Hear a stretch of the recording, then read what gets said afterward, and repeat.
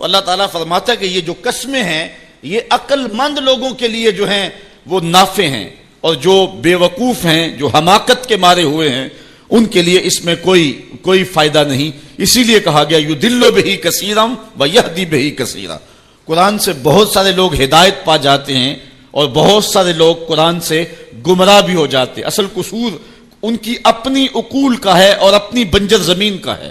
12 کے در تبش خلاف نیست، در باغ لالا رویت و در بوم خار و خس، یہ بارش برس رہی ہے۔ سعدی کہتے ہیں کہ تباہ میں مخالفت نہیں رکھتی، لیکن یہی بارش جب گندگی کے ڈھیر پہ ہوتی ہے تو بدبو پھیلتی ہے، تعفن پھیلتا ہے، اور یہی بارش جب باغ میں ہوتی ہے تو باغ کے اندر پھول کھلتے ہیں، گل لالا مہکتا ہے، یاسین اور نسترن کی بہار آ جاتی ہے، تو بارش وہی ہے۔ کہیں گندگی اور بدبو پھیل رہی ہے اور کہیں پھول چٹخ رہے ہیں اور کلیاں مہک رہی ہیں۔ قرآن تو اجالا دیتا ہے اور قرآن کی قسمیں من میں یقین اگاتی ہیں، لیکن کچھ لوگ گمراہ ہو جاتے ہیں اور اسی قرآن کو پڑھ کے کچھ لوگ ہدایت کے اجالے پا جاتے ہیں۔ تو کہا کہ یہ جو 5 قسمیں ہیں یہ عاقل لوگوں کے لیے اس میں ہی ہدایت ہے اور اس میں ہی ان کے لیے بہت کچھ ہے۔ جس طرح فجر کے بعد حشرات الارض بلوں سے باہر نکلتے ہیں اور سوئے ہوئے انسان پھر دوبارہ جاگ پڑتے ہیں، زندگی میں ایک دم پھر ایک لرزش پیدا ہوتی ہے اور حیات نو کے آثار پیدا ہوتے ہیں، اس طرح مرنے کے بعد پھر لوگ دوبارہ اٹھائے جائیں گے۔ کافر کہتے تھے کہ ہم یہ بات نہیں تسلیم کرتے کہ بندہ مرنے کے بعد اٹھایا جائے گا۔ سورہ یاسین اٹھائیے، وہ کہتے ہیں کہ جب ہماری ہڈیاں ہو جائیں گی اور ہڈیاں زمین کے اندر گل سڑ کے مل جائیں گی تو پھر ان مردہ ہڈیوں کو کون اٹھائے گا؟ یہ نظر بن حارث نامی ایک شخص تھا جو قبرستان سے کوئی بوسیدہ ہڈی اٹھا لایا اور حضور کے سامنے اس ہڈی کو توڑتا ہے اور اس کے ذرے زمین پہ گرتے ہیں، کہتا ہے کہ ان ہڈیوں کو اٹھایا جائے گا جبکہ یہ بالکل جو ہے وہ ریزہ ریزہ ہو گئی۔ اللہ تعالیٰ قرآن مجید میں فرمایا کہ یہ کہتے ہیں کہ ان ہڈیوں کو کون دوبارہ زندہ کرے گا؟ تو اللہ تعالیٰ نے قرآن مجید کے اندر جو جواب دیا وہ بڑا خوبصورت ہے۔ یہ کہتے ہیں ان مردہ ہڈیوں کو کون دوبارہ زندگی دے گا؟ تو اللہ تعالیٰ نے جواب دیا کہ جب یہ ہڈیاں بھی نہیں تھی، جس رب نے اس وقت ہڈیوں کو بھی پیدا کر لیا تو ان کو جوڑنا اس کے لیے کون سا مشکل ہے؟ اللہ وہی رب جس نے ان ہڈیوں کو تخلیق کیا، نئے سرے سے ان کو پیدا کیا، تو اب ان کو جوڑ کر کے انسان کی شکل میں کھڑا کرنا اس کے لیے کوئی مشکل نہیں۔ آہوں کی کہانیاں سناؤں تو کلیجہ منہ کو آئے، آج وزیروں کی کہانیاں سناؤں تو کلیجہ پھٹنے لگے، آج آیان سلطنت پہ براجماں تخت شاہی پہ بیٹھے ہوئے آج یہ وزراء، آج یہ افسر، آج یہ وڈیرے، ان کی کہانیاں چھیڑ بیٹھوں تو کلیجہ پھٹنے لگے۔ جب میں کہتا ہوں الہی میرا احوال دیکھ، حکم ہوتا ہے اپنا نامہ اعمال دیکھ۔ میں نے اصلاح امت کانفرنس کے موقع پہ آپ کو یاد ہوگا کہا تھا کہ یہ تو کرم ہے محمد کی زلفوں کا کہ ہمارے اوپر پتھر نازل نہیں ہوتے، ورنہ جو حال ہم نے کر دیا ہے اور جس اخلاقی انحطاط کا ہم شکار ہیں، ہمارے اوپر تو آسمان ٹکڑے ہو کے برستا۔ اگر ان کی رحمت نہ ہو درمیاں میں، ابھی آگ لگ جائے دونوں جہاں میں۔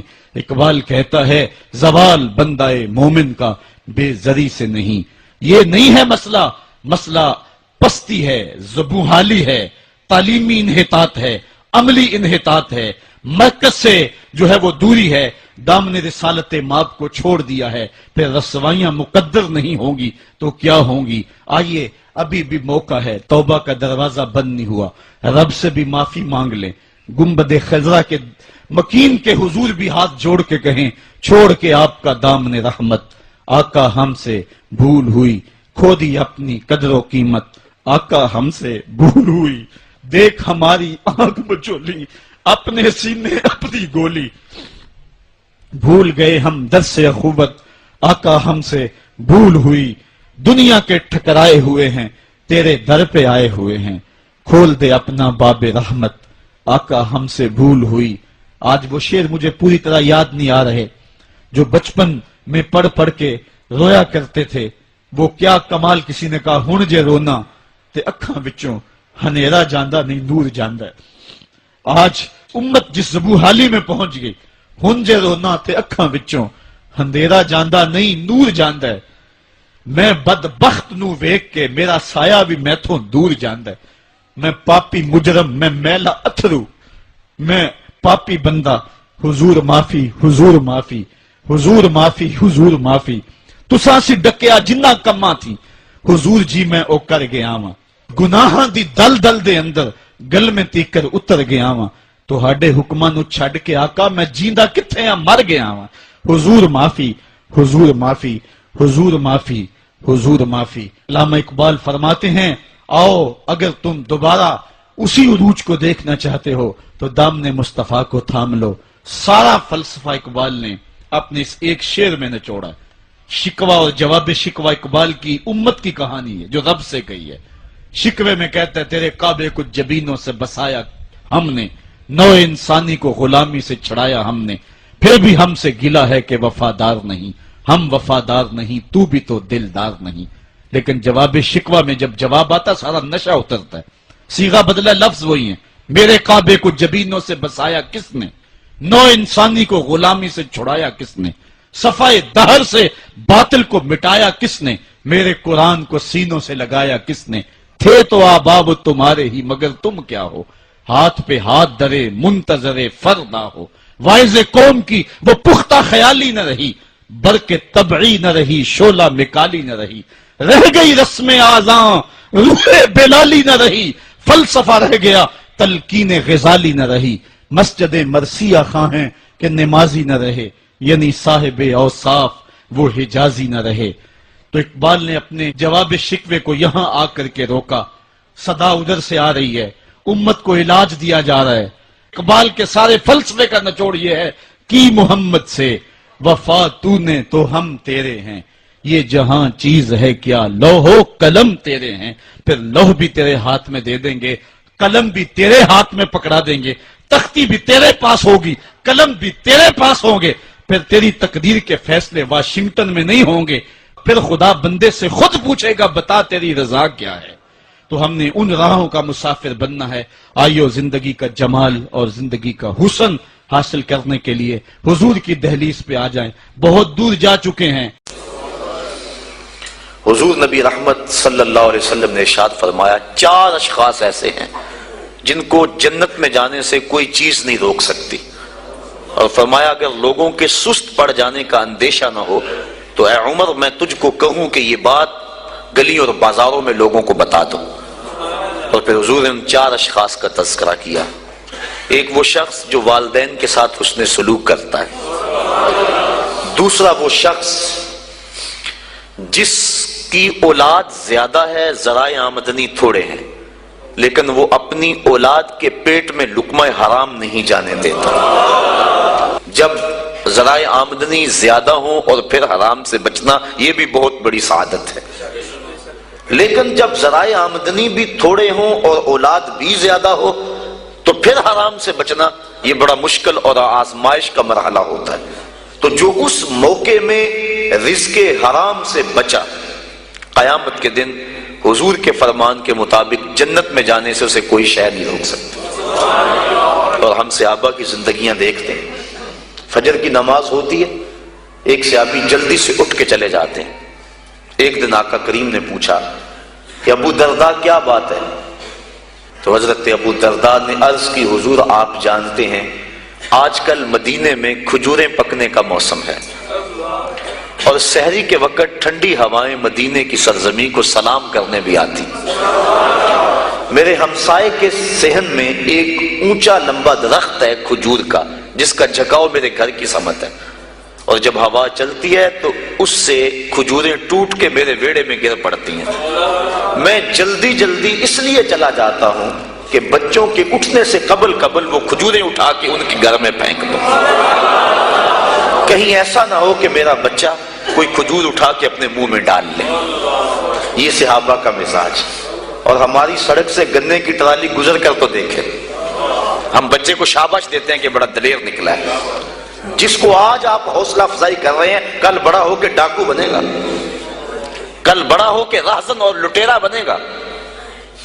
اولاد کی تربیت کے باب میں یہ بات ہے کہ اگر وہ گناہ کا ارتکاب بچپن میں بھی کرتے ہیں تو ان کی وہاں حوصلہ شکنی کی جائے تاکہ ان کے دل میں گناہ سے نفرت پیدا ہو جائے۔ تو حضرت ابو درداء نے عرض کی حضور میں اس لیے جلدی چلا جاتا ہوں کہ ہمسائے کے گھر سے جو کھجور کا درخت ہماری سمت جھکا ہوا ہے اس کی کھجوریں جو گرتی ہیں میں ان کو اٹھا کے ان کے صحن میں پھینک دوں تاکہ کہ میرا بچہ وہ کھجور اپنے اندر نہ لے لے۔ اور آپ جانتے ہیں کہ حضرت امام حسین رضی اللہ تعالیٰ عنہ مسجد نبوی میں آئے، صدقے کی کھجوروں کا ڈھیر لگا ہوا تھا، بچے تھے، ایک کھجور اٹھا کے انہوں نے اپنے منہ میں ڈال لی، تو آقا کریم صلی اللہ علیہ وسلم تیزی سے آگے بڑھے اور ان کے حلق میں انگلی ڈال کر حضور نے کہا کہ اس کو نکالو باہر، اور اندر سے کھجور باہر نکلوا دی۔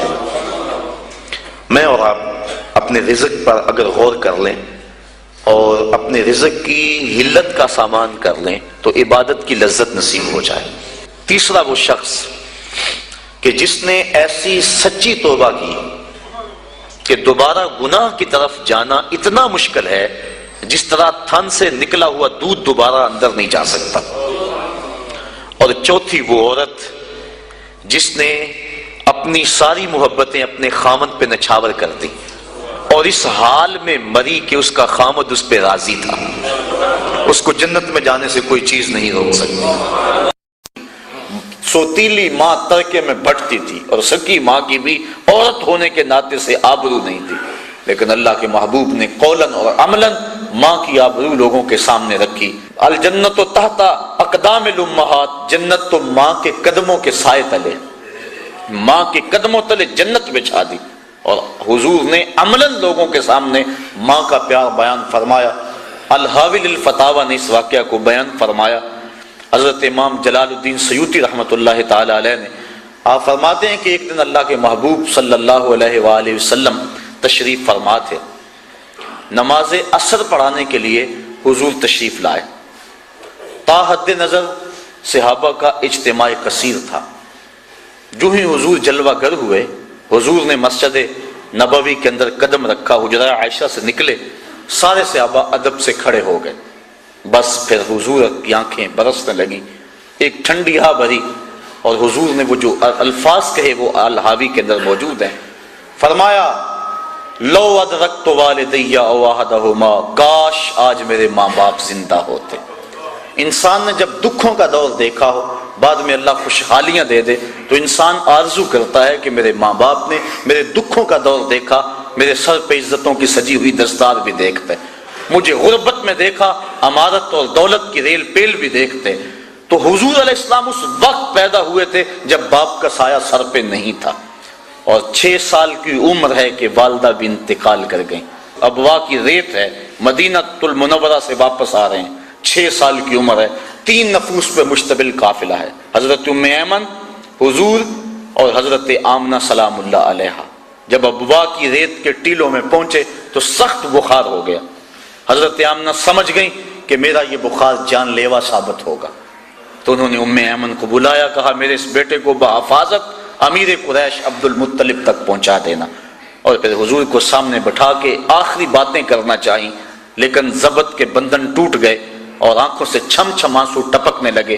بمشکل چند باتیں کر سکی جو تاریخ نے محفوظ کر لی۔ ابن حشام نے سیرت نبویہ کے اندر ان الفاظ کو لکھا۔ حضور کے سر پہ حضرت آمنہ نے ہاتھ رکھا، کہا بیٹا رزق کی پاکیزگی کا سامان کریں، اگر رزق پاک ہے تو دعائیں بھی قبول ہیں، اولاد بھی فرما بردار ہوگی، آخرت بھی ستھری ہے۔ حضور نے فرمایا ایک شخص لمبا سفر کر کے کعبۃ اللہ کے سامنے آیا، یمد یدیہ، دونوں ہاتھ اٹھا کے دعا مانگتا ہے، وَمَطْعَمُهُ حَرَامٌ وَمَلْبَسُهُ حَرَامٌ وَمَشْرَبُهُ حَرَامٌ وَغُذِيَ بِالْحَرَام، کھانا حرام کا، پینا حرام کا، لباس حرام کا، اور اللہ کے گھر کے سامنے ہاتھ پھیلا کے دعا مانگتا ہے۔ حضور فرماتا ہے بتاؤ اس کی دعا کیسے قبول ہوگی؟ دعاؤں کی قبولیت چاہتے ہو تو رزق پاک کرو۔ آج سود کی لعنت ہمارے معاشرے میں رچ بس گئی ہے، جبکہ حضور علیہ السلام نے فرمایا کہ سود کا 1 درہم سکی ماں سے 70 مرتبہ زنا کرنے سے بھی برا ہے۔ یہ حدیث کی کتب میں موجود ہے۔ اور اللہ تعالیٰ نے سود خوروں کے ساتھ اعلان جنگ کیا۔ 2 لوگوں کے ساتھ اعلان جنگ ہے، ایک اللہ کے ولیوں کا جو دشمن اور ایک سود خور۔ جس قوم کے ساتھ اللہ کا اعلان جنگ ہوگا، بتاؤ وہ قوم غالب آ سکتی ہے کسی کے اوپر؟ آج ہم کہتے ہیں ہمارے حوال کیا ہیں، تو ذرا دیکھیں کہ ہم کہاں کھڑے ہیں۔ رشوت ہمارے معاشرے میں عام ہو گئی ہے۔ حضور نے فرمایا رشوت دینے والا اور لینے والا دونوں جہنمی ہیں، اور ملاوٹ آج معاشرے کا حصہ ہو گیا ہے۔ آج تو ہم چھوٹے بچوں کے دودھ اور دوائیوں میں بھی ملاوٹ کرنے سے باز نہیں آتے، اور حضور کا یہ فرمان کتنی عبرت ہے اس میں، من غش فلیس منا، حضور نے فرمایا جو ملاوٹ کرے اس کا ہمارے ساتھ تعلق ہی کوئی نہیں۔ اور ان 5 چیزوں میں جو آخری بات ہے وہ میں آپ کے گوش گزار کرنا چاہتا ہوں، اور میری یہ بات ضرور سن کے جانا۔ پہلا، اپنے عقیدوں کی اصلاح کرو۔ دوسری بات، اپنے رزق کو پاک کرو۔ تیسرا، اپنی نظر کی پاکیزگی کا سامان کرو۔ اور چوتھی بات، والدین کی فرما برداری رکھو۔ اور 5ویں بات آج کی اس کانفرنس میں آپ کے نام کرنا چاہتا ہوں کہ اس وطن عزیز پاکستان سے وفا کرنا۔ تو اللہ تعالیٰ نے اہل ایمان کو یہ حکم دیا، اے محبوب آپ ارشاد کر دیں اہل ایمان کو یغضوا من ابصارہم، کہ وہ اپنی نظر کی حفاظت کریں۔ اگر انسان کی نظر پڑ جاتی ہے تو اس کے لیے حکم ہے النظرۃ الاولی والثانیۃ علیک، فرمایا پہلی نظر تجھے معاف ہے چونکہ اس میں تیرا قصد نہیں ہے۔ اگر اسی نظر کے تسلسل کو برقرار رکھتا ہے یا دوسری مرتبہ دیکھتا ہے تو فرمایا وہ تیرے اوپر وبال ہوگی۔ تو پہلی نظر کی معافی دی گئی، کیونکہ اسلام جو ہے وہ دین فطرت ہے۔ تو جہاں انسان کی جہاں کمزوری ہے، جہاں اس کی بے اختیاری ہے، وہاں چھوٹ دے دی گئی۔ لیکن اس کے بعد اگر اس نظر کا تسلسل برقرار رہتا ہے یا پھر دوسری نظر کوشش کر کے دیکھتا ہے اور تعاقب کرتا ہے تو پھر فرمایا وہ تیرے اوپر وبال ہے۔ اور وہ آنکھ جو غیر محارم کو دیکھتی رہی کل قیامت کے دن جہنم کی آگ سے بھر دی جائے گی۔ اور 3 آنکھیں حضور نے فرمایا قیامت کے دن کوئی آنکھ نہیں ہوگی جو رو نہیں رہی ہوگی، صرف 3 آنکھیں ہوں گی کہ جن میں آنسو نہیں ہوں گے اور جو نہیں رو رہی ہوں گی۔ ایک وہ نظر جو غیر محارم کی طرف دیکھنے سے بچی، دوسری وہ نظر جو اللہ جل شانہ کی راہ میں اس کے راستے کے اندر جاگتی رہی، پہرا دیتی رہی، سرحدوں کے اوپر محافظت کرتی رہی، اور تیسری وہ نظر، وہ آنکھ کہ خوف خدا میں مکھی کے سر کے برابر اس سے آنسو نکل آئے۔ تو فرمایا یہ 3 آنکھوں کے علاوہ باقی جتنی بھی آنکھیں ہیں وہ قیامت کے دن رو رہی ہوں گی۔ تو اپنی نظر کی حفاظت یہ بہت ضروری ہے، اور اللہ تعالیٰ نے قرآن مجید کے اندر یہاں خصوصیت کے ساتھ اس کا تذکرہ ارشاد فرمایا، وَيَحْفَظُوا فُرُوجَهُمْ ذَلِكَ أَزْكَىٰ لَهُمْ، اور اپنی شرمگاہ کی حفاظت کریں، یہ بہتر ہے ان کے لیے۔ ان اللہ خبیر بما یصنعون، بے شک اللہ ان کے کاموں کی خبر رکھتا ہے۔ یعنی اگر تم اپنی نظر کو محفوظ نہیں رکھ پاتے تو مت سمجھو کہ کسی نے دیکھا نہیں ہے، تمہارا رب دیکھ رہا ہے، اس کی نظر سے کوئی شے پوشیدہ نہیں ہے، ایک ایک چیز لکھی جا رہی ہے اور اس کا حساب کل تمہیں دینا پڑے گا۔ تو فرمایا وہ جانتا ہے، وہ دیکھتا ہے، اگر تم بچ جاؤ تو پھر بھی دیکھ رہا ہے، اور اگر تم نہ بچو تو وہ پھر بھی دیکھ رہا ہے۔ تو یہ اہل ایمان کو حکم دیا گیا۔ دوسری طرف عورتوں کو حکم دیا گیا، وَقُلْ لِلْمُؤْمِنَاتِ يَغْضُضْنَ مِنْ أَبْصَارِهِنَّ، اور اے محبوب مسلمان عورتوں کو بھی حکم دیں کہ وہ بھی اپنی نظروں کو نیچا رکھیں۔ اگر مرد کو روکا گیا ہے کہ وہ غیر محرم عورت کی طرف نہ دیکھے تو عورت کو بھی روکا گیا ہے کہ وہ غیر محرم مرد کو نہ دیکھے۔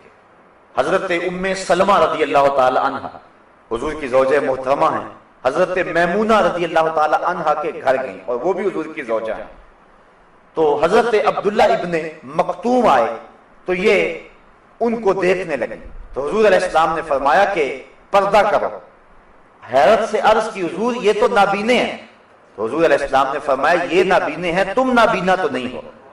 یعنی عورت کو بھی منع کر دیا کہ تو مرد کو نہ دیکھے، بلکہ حضور نبی رحمت صلی اللہ علیہ وآلہ وسلم کی پیاری صاحبزادی سیدہ فاطمہ الزہرا رضی اللہ تعالی عنہا سے پوچھا گیا کہ عورت کے لیے بہترین پردہ کیا ہے؟ تو سیدہ فرمانے لگی کہ عورت کا بہترین پردہ یہ ہے کہ نہ وہ مرد کو دیکھے اور نہ کوئی مرد اس کو دیکھے۔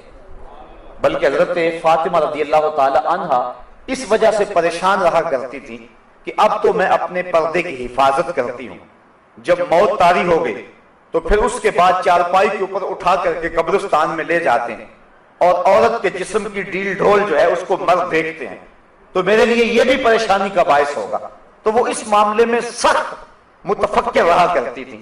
حضرت اسماء بنت امیس رضی اللہ تعالی عنہ سے انہوں نے ایک دن یوں بات کی تو وہ فرمانے لگی کہ میں نے حبشے کے اندر لوگوں کو دیکھا ہے کہ وہ عورتوں کے لیے ایک خاص ڈولی ہے اور آپ نے کہا کہ میں آپ کو بنا کے دکھا دیتی ہوں.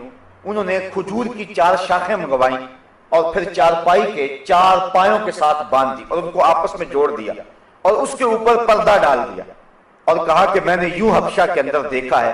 تو حضرت فاطمہ الزہرا اتنا خوش ہوئی اس بات پر کہ یہ ایک اچھا طریقہ مل گیا ہے اور اس طرح عورت مرنے کے بعد بھی اپنے پردے کی اور اپنی آبرو کی اس طرح سے حفاظت کر سکتی ہے. تو یعنی اس انداز کے ساتھ اور اس صورت کے اندر جو ہے وہ ہمیں سبق اور درس دیا گیا.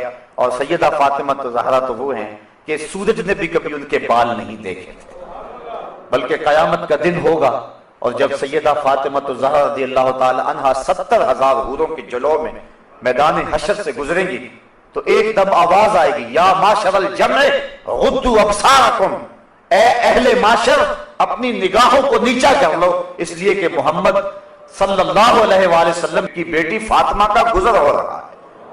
تو اہل معاشر کو نظریں جھکانے کا کہا جائے گا چونکہ انہوں نے زندگی میں اپنے پردے کی اپنی جان سے زیادہ حفاظت کی اور اللہ تعالیٰ جل شانہ ان کو قیامت کے دن بھی اس انداز کے ساتھ اعزاز و تکریم عطا فرمائے گا. اور اس کے ساتھ پھر خرافات یہ جو شامل ہو چکی ہیں، اس نے معاشرے کو پیس کے رکھ دیا. جو مزارات پہ ہو رہا ہے ہم ڈٹ کے اس کا انکار کرتے ہیں. اللہ کے علاوہ کسی کے سامنے سجدہ جائز نہیں ہے، بلکہ ہمارے امام احمد رضا خان فاضل بریلوی نے لکھا ہے. آپ فرماتے ہیں کہ سجدہ قبور بالاتفاق حرام ہے اور طواف قبور بالاتفاق حرام ہے، زیارت قبور بالاتفاق جائز ہے، بوسہ قبور مختلف فی ہے، احوط یہ ہے کہ نہ دیا جائے. یعنی بوسے سے بھی اگر گریز کر لیا جائے تو کسی کو کوئی اور شائبہ نہ ہو تو یہ بھی بہتر ہے. لیکن خیر بوسے کے بارے علماء قائل ہیں، اس پر دلائل بھی موجود ہیں، لیکن قبروں کے سامنے یوں ہی کھڑے ہو جانا اور کھڑے ہو کر کے یوں سر جھکانا یہ جائز نہیں ہے. اللہ یہ تو اس کو بھی پتا ہے کسی کے آگے سر نہیں جھکانا. حضرت مجدد کی تعلیم کیا تھی؟ یہی بات کہی تھی اکبر نے کہ سجدہ نہیں کرتے تو ساری جھکا دی. آپ نے فرمایا نہیں جھکاؤں گا. پھر اس نے آپ کو دربار میں بلوایا، سازش کی، دروازہ چھوٹا رکھا کہ حضرت مجدد الف ثانی جب داخل ہوں گے تو سر جھکا کے تو گزریں گے تو کہوں گا لو سر جھکا ہی لیا، لیکن جن کے سر کو اللہ بلند کرے کون جھکا سکتا ہے. حضرت مجدد جب دروازے پہ پہنچے تو سمجھ گئے کہ یہ میرے لیے ایک جال بنا گیا ہے کہ جھکوں گا تو گزروں گا. آپ نے پہلے اپنی ٹانگیں داخل کی. تو اقبال خراج پیش کرتا ہے، حاضر ہوا میں شیخ مجدد کی لحد پر، وہ خاک کے زیر فلک مطلع انوار، گردن نہ جھکی جس کی جہانگیر کے آگے، جس کے نفس گرم سے ہے گرمی احرار، وہ ہند میں سرمایہ ملت کا نگہبان، اللہ نے بر وقت کیا جس کو خبردار. اس لیے کسی کو اپنے سامنے جھکانا یا کوئی میرے لیے کھڑا ہو، حضور نے یہ بھی فرمایا کہ جو شخص یہ ارادہ رکھے کہ میرے لیے لوگ کھڑے ہوں اپنا ٹھکانہ جہنم میں تلاش کرے. آج خود اگر کوئی کھڑا ہو جائے تو یہ اس کی مرضی. اور حضرت سعد آئے، حضور نے فرمایا قوموا الی سیدکم، یہ تمہارا سردار آیا، اس کا اٹھ کے استقبال کرو. لیکن اگر کوئی خود چاہے کہ میرے لیے کھڑے ہوں تو اس کے لیے یہ وعید فرمائی. اس طرح اگر تمہارے کوئی ہاتھ چوم لیتا ہے لیکن ہاتھ چومنے کے بغیر یوں گردن جھکانا یہ درست نہیں ہے، لیکن ہاتھ چومنے کے لیے تو وہ صحابہ کے عمل سے ثابت ہے. لیکن اگر کوئی چاہے کہ میرے ہاتھ چومے جائیں اور اگر جو نہیں چومتا تو اس سے ناراض ہو جاتے ہیں. میں ایک دفعہ ایک صاحب کو ملنے گیا تو ہم ہر شخص کے ہاتھوں نہیں نہ چومتے، آخر جو ہے وہ کسی کے ہاتھ چومنے ہو تو پھر کچھ دیکھنا بھی تو ہوتا ہے. دل اسے دے دیں جو دل بر ہی نہ ہو. تو ہم تو کسی کے ہاتھ چومتے ہیں نا، ہم وہ ہاتھ چومتے ہیں، وہ پاؤں چومتے ہیں جو راہ حق کے مسافر ہوتے ہیں. ہم ان ہاتھوں کو بوسہ دیتے ہیں اور اگر ہماری آنکھوں کی پلکوں کے ساتھ لگ جائیں تو اعزاز سمجھتے ہیں. تو خیر میں نے مصافحہ کیا تو ناراض ہو گئے، انہوں نے پکڑ کے میرے ہاتھ چوم لیے، کہنے لگے لو کیا بگڑا ہے میرا. میں نے کہا کہ ٹھیک ہے تمہارا کچھ نہیں بگڑا لیکن میرا بھی کیا بگڑا اگر نہیں چومے تو یہ عجیب سی کہانی ہے. ناراض ہو جاتے ہیں. ایک بت خانے بنے ہوئے ہیں، لوگ آئے ہمیں خدا ملاؤ، تم نے اپنی پوجا شروع کروا دی. لوگ آئے کہ خدا کا نام جپا جائے اور تم صرف اپنی ہی خوشامد چاہتے ہو، ہر وقت تمہارا ہی ذکر ہو. میں کتنے آراس کو جانتا ہوں جہاں اللہ رسول کا ذکر نہیں ہوتا، پیر کا ہی ذکر ہوتا ہے، کرامتیں بیان ہوتی ہیں. اور پھر آج کل جھوٹی کرامتوں کا ایک کاروبار چلا ہوا ہے. عجیب رنگ ڈھنگ ہے، عجیب بات ہے. خوابیں گھڑی جا رہی ہیں، کرامتیں گھڑی جا رہی ہیں. میرے پاس بھی کئی لوگ آئے خوابیں لے کر، جی یہ ہم نے دیکھا ہے. میں نے کہا تم نے دیکھا ہوگا، میں نے نہیں دیکھا ہے. لوگ بڑے مفاد پرست ہیں، بڑے بڑے رنگوں میں آتے ہیں. ایک بندہ میرے پاس ایک دفعہ آیا کہ جی میرے پاس 12 موئے مبارک ہے، میں 2 آپ کو دینا چاہتا ہوں. میں نے کہا تو لوٹ سیل لگائی ہوئی ہے، موئے مبارک کوئی تماشا ہے؟ جہاں سے مرضی کو بال اٹھا کے کہہ دیتا ہے یہ حضور کا موئے مبارک ہے، یہ کوئی تماشا ہے؟ اگر کوئی ہے اور کثرت سے دنیا پر موجود ہیں وہ تو برکت والی بات ہے، لیکن آج ہر نئی میں رازدار دین شدے والی بات ہے، اور ہر شخص جو مرضی دعویٰ. ایک بندے نے ایک دن مجھے رات کو فون کیا، جناب کہاں ہے؟ میں نے کہا گھر میں. کہنے لگا باہر نکل کے دیکھو. میں نے کہا کیا ہے؟ کہا جی آسمان کی طرف دیکھو. میں نے کہا ہوا کیا ہے؟ کہنے لگا چاند کے اندر حضور کی تصویر ہے. میں نے کہا تو پاگل ہے؟ لوگوں نے زندگیاں گزار دی اور زیارت نہ ہوئی، اور تو جو ہے لوٹ سے لگا دی ہوئی ہے کہ چاند کے اندر تصویر لگا دی. میں نے کہا کمال ہے، کوئی بات کرنے والی ہے تیری. ہمارے ہاں ذوف الاعتقادی اتنی پھیل گئی ہے کہ جو بات کرے لوگ پیچھے دوڑ پڑتے ہیں. کئی ایسے واقعات ہوئے ہیں، کوئی کہتا ہے میرے گھر میں حضور کے قدم لگے ہیں، کوئی کچھ بول رہا ہے، کوئی کچھ بول رہا ہے. یہ لوگ اللہ سے ڈرتے نہیں ہیں، خوف نہیں کرتے. جھوٹی خوابیں، جھوٹی کرامتیں اگر سچی ہیں تو میں ان کا انکار نہیں کرتا، لیکن اس وقت معاشرے کے اندر جو کچھ ہو رہا ہے میں اس کی نشاندہی کر رہا ہوں. اپنے بھی خفا مجھ سے ہیں، بیگانے بھی ناخوش. میں زہر حلاحل کو کبھی کہہ نہ سکا کند، بات وہی کہتا ہوں سمجھتا ہوں جسے حق. نئے ابلۂ مسجد ہوں، نئے تہذیب کا فرزند. میں کہتا ہوں اگر جھوٹوں کے پیچھے چلو گے رسول اللہ ناراض ہو جائیں گے تم سے. یہ جرت کیوں کرتے ہو؟ یہ ہمت کیوں کرتے ہو؟ کیوں جھوٹے دعوے کرتے ہو؟ سچ بولو، تمہارے پیچھے کوئی لگے یا نہ لگے اس کی پرواہ نہیں ہے. یا ایھا الذین آمنوا اتقوا اللہ وقولوا قولا سدیدا. اللہ فرماتا ہے ایمان والو سیدھی سیدھی بات کرو. پھر کیا ہوگا؟ یصلح لکم اعمالکم ویغفر لکم ذنوبکم. وہ تمہارے اعمال بھی ٹھیک کر دے گا، تمہارے بخشش بھی فرما دے گا. نہ لوگ اکٹھے ہوں، نہ مجمع بنے، نہ حلقہ بنے. یار یہاں تو 72 ہوں تو وہ بھی قبول ہے. یہاں مقدار نہیں دیکھی جاتی، یہاں معیار دیکھا جاتا ہے. سر نہیں گنے جاتے، دل گنے جاتے ہیں. یہاں یہ دیکھتے ہیں. مت لوگوں کو جو ہے وہ کھلونے دے کے بہلاؤ اور لوگوں کی عقیدتوں کو لوٹو اور لوگوں کے ساتھ ظلم کرو، زیادتی کرو، اپنی آخرت بھی کالی کرو اور لوگوں کی آخرت بھی کالی کرو. آپ دیکھیں دائیں بائیں، اپنی نظر رکھیں. نگہباں بن کے جو اہل چمن کی آبرو لوٹے، چمن والو عقیدت چھوڑ دو ایسے نگہباں کی. کوئی حق کا مسافر تلاش کرو، چاہے اس کے کپڑے پھٹے ہوئے ہوں، کرامت اس کی نہ ہو ساری زندگی کے اندر، لیکن محمد عربی کی غلامی تو ہونا. حضرت شاہ نقشبند بخاری سے کسی نے پوچھا حضور آپ کی کوئی کرامت؟ فرمانے لگے اس سے بڑی کرامت کیا ہو سکتی ہے؟ اتنے گناہوں کے باوجود زمین پہ چل رہا ہوں اور زمین مجھ کو دنسا نہیں لیتی اپنے اندر. ہمارے بزرگوں کی تو کہانیاں یہ تھیں، اور آج تھوک کے حساب سے کرامتیں دی جا رہی ہیں. آج کے پیروں کی اتنی کرامتیں، غوث پاک کی بھی اتنی کرامتیں بیان نہیں ہوتی جن کی ان کی کرامتیں بیان ہو رہی ہیں. دڑا دڑ کرامتیں بیان کر رہے ہیں. ایک بندے کے یہاں بچہ پیدا ہوا اور اس نے یہ شور کر دیا کہ یہ رمضان کے دنوں میں دودھ نہیں پیتا، اس لیے کہ حضرت غوث پاک بھی نہیں پیتے تھے، وہ بھی پیدائشی غوث تھے اور یہ بھی پیدائشی غوث ہے، اور رمضان کے دنوں میں دودھ نہیں پیتا. اچھا کوئی 2-4 ماہ گزرے تو اس غوث کی ماں کو طلاق دے کے نئی عورت سے شادی کر لی. میں نے کہا کم از کم اتنا تو خیال رکھتے، جس نے غوث جنم دیا ہے اس کو تو عزت سے گھر سے رکھتے. تو یہ کیا تماشے ہیں؟ کیا لوگ بے وقوف ہیں؟ اب لوگ سمجھنے لگے ہیں. لوگ جو ہے وہ ان وجہ سے پھر دور دین سے ہوتے ہیں، نقصان یہ ہوتا ہے. لیکن میں آپ کو کہتا ہوں دنیا سے حق ناپید نہیں ہوا. اگر مداری گر موجود ہیں، ڈاکو لٹیرے اور چور موجود ہیں، تو حق کا ڈنڈورا دینے والے بھی اس دھرتی پہ بستے ہیں. ہمارا رویہ یہ ہے کہ ہم کسی ایک شخص سے بدزن ہو جاتے ہیں تو پورے طبقے سے بدزن ہو جاتے ہیں. کئی بندوں کو میں سنا جو میں دیکھا ہوا ہے پیروں کو، اور تو نے دیکھے ہوئے ہی نہیں ہے. جن کو مل کر زندگی سے عشق ہو جائے وہ لوگ شاید آپ نے دیکھے نہ ہو، مگر ایسے بھی ہیں. ایسے لوگ بھی ہیں کہ جن کو دیکھ کر کے زندگی گزارنے کا ڈھب آ جاتا ہے، سلیقہ اور طریقہ آ جاتا ہے. ان لوگوں کی تلاش کرو. اگر ایک دکان سے کپڑا صحیح نہ ملے، سودا صحیح نہ ملے، تو آپ جو ہے کیا کھانا پینا چھوڑ دیتے ہیں؟ آپ کو پتا پورے شہر سے مٹھائی کہاں سے اچھی ملتی ہے، آپ کو پتا پورے شہر سے کپڑا کہاں سے اچھا ملتا ہے، آپ کو پتا پورے شہر میں جو ہے وہ فلاں چیز اچھی کہاں سے ملتی ہے. دین بھی ڈھونڈو کہاں سے خالص ملتا ہے اور کہاں سے نہ خالص ملتا. اس کے لیے محنت کرنی پڑے گی. جھولی میں یوں نہیں ڈال دیا جائے گا، اس کے لیے تمہیں جانا پڑے گا، کوشش کرنی پڑے گی. ہاں 1 سے دھوکہ کھاؤ گے، 2 سے کھاؤ گے، 3 سے کھاؤ گے، لیکن جو تم دھوکہ کھاؤ گے تم تو رب کے نام پہ کھاؤ گے نا. حضرت عمر رضی اللہ تعالیٰ عنہ کی عادت تھی، جو غلام لمبی نمازیں پڑھتا اس کو آزاد کر دیتے. غلاموں کو سمجھ آ گئی، لمبی نمازیں پڑھنی شروع کر دی، آپ آزاد کر دیتے. کسی نے کہا عمر تم تو بھولے آدمی ہو، یہ نمازیں اللہ کے لیے نہیں پڑھتے، یہ آزادی کے لیے پڑھتے ہیں. تو حضرت عمر نے کہا یہ مجھے اللہ کے نام پہ دھوکہ دیتے ہیں، میں 100 بار کھانے کے لیے تیار ہوں۔ ایک جگہ سے دھوکہ کھایا، 2 سے کھایا، 3 سے کھایا، 4 سے کھایا، جب تمہاری نیت ٹھیک ہوگی منزل ضرور ملے گی، یہ ہو نہیں سکتا۔ خورش دے بدرا جو کب کو حمام کہ یک روز افتد ہمائے بادام۔ سادی کہتے ہیں چارہ ڈالتا جا، دانہ ڈالتا جا، کبھی تتر آئے گا، کبھی مور آئے گا، کبھی کبوتر آئے گا، پھر ایک دن جس کو تو تلاش کرتا ہے وہ ہما بھی تو آ ہی جائے گا نا۔ اس لیے حق کے سفر کو نہ چھوڑنا، چلتے رہنا، اور راہ حق کی جو ہے منزل پر جو ہے وہ انشاءاللہ ایک دن ضرور گامزن ہوگے۔